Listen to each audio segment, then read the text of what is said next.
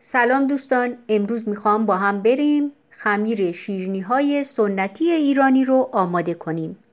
این آموزش رو قبلا روی کانال داشتم و لینک اونو براتون میذارم. این خمیر مواد زیادی لازم نداره. آرد سفید قنادی، پودر قند و روغن یا کره. روغن میتونه روغن جامد قنادی باشه یا روغن جامد آشپزی. من برای این دستور از روغن جامد آشپزی استفاده میکنم، اما دستور قبلی که لینک اونو میذارم از روغن صاف قنادی استفاده کردم. برای طعم دهنده هم از هل و وانیل استفاده میکنم. توی یه ظرفی که گنجایش تمام موادمونو داشته باشه پودر قند رو خالی میکنم.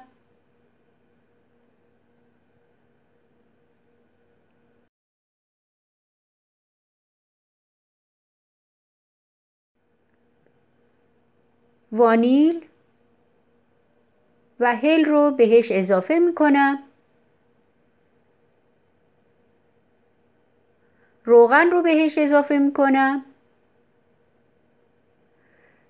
من اگر روغن قنادی هم میخواستم اضافه کنم دقیقاً همین 175 گرم رو اضافه میکردم، اما اگر کره میخواستم اضافه کنم حتما حدود 25 الی 30 گرم کره بیشتر اضافه میکردم به جای 175 گرم روغن.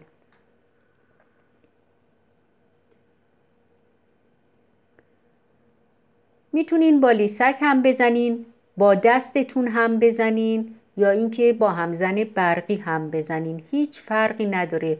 میخوایم پودر قند و روغن کاملا در هم حل بشن.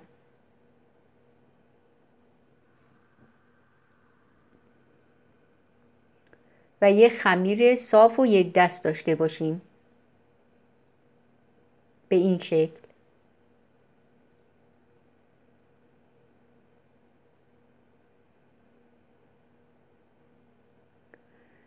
بعد آرد رو که قبلا الک کردم بهش اضافه میکنم. 250 گرم آرد. اندازه های این مواد 250 گرم آرد، 150 گرم پودر قند و 175 گرم روغنه.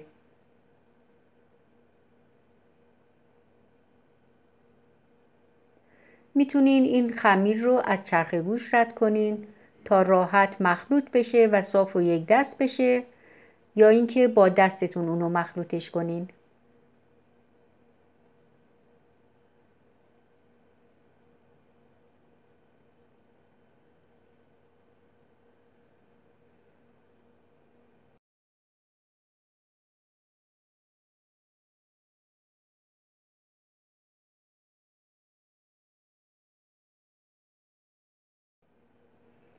به این مقدار آرد و پودر قند اصلا دیگه روغن اضافه نکنین، به خاطر اینی که به این خمیر باید مهلت بدین تا اینجوری خودشو بگیره و یه خمیر نرم صاف و خوب بشه.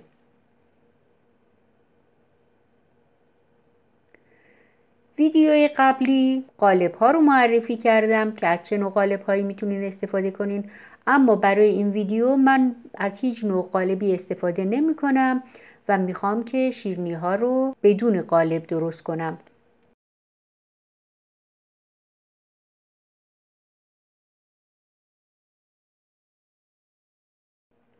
بعد از اینکه خمیر رو درست کردم اونو توی کیسه نایلونی میذارم. این خمیر رو میتونین تا 2 روز تو فضای آشپزخونه نگهداری کنین، یا اینکه برای مدت 1 هفته تا 10 روز در یخچال نگهداری کنین.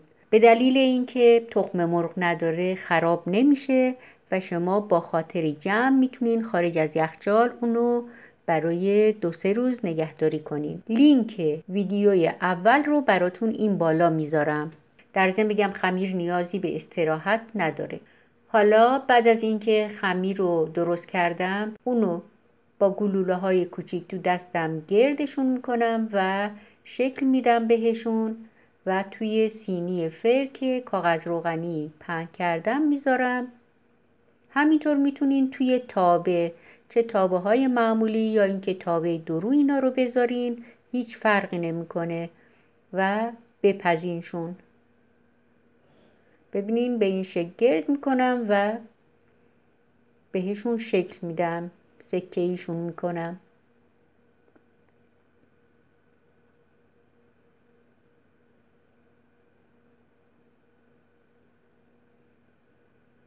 بعد از اینکه تمام شیرینی هامونو با دست به این شکل درست کردم، روی اونها رو یا از این مرواریدهای شکلاتی میذارم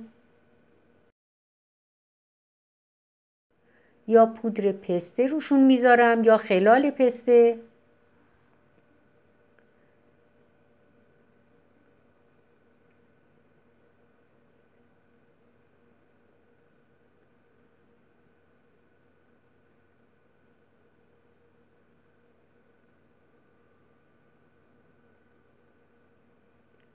یا مقداری تخم خرفه روی اونها میپاشم.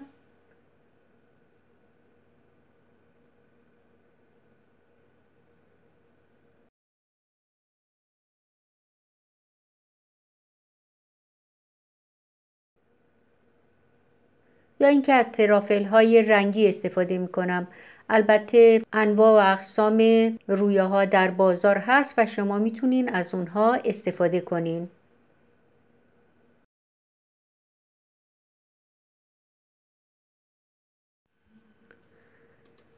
بعد اگر خواستین میتونین روی شیرینی ها رو طرح بندازین، حتی با یه چنگال یا نوک یه کارد میوه خوری. و بعد اونها رو توی فری که از قبل گرم کردم با 170 درجه سانتیگراد برای مدت 15 دقیقه میذارم تا بپزه. این هم شیرینی که داخل تابه درو گذاشتم. از تابه های معمولی هم میتونین استفاده کنین. اگر داخل تابه خواستین بپزین باید حتما از شعله پخش کن استفاده کنین. حرارتتون کاملا کم باشه و 10 الی 15 دقیقه کافیه تا شیرینیتون بپزه.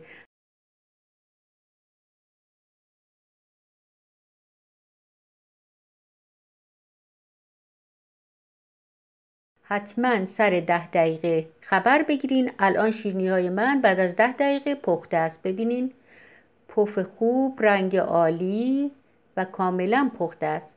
و این هم از شیرینی های داخل فر که با فر 170 درجه سانتیگراد برای 15 دقیقه گذاشتم تا به این شکل پخته و آماده شده. دوستان عزیز، خدا نگهدارتون.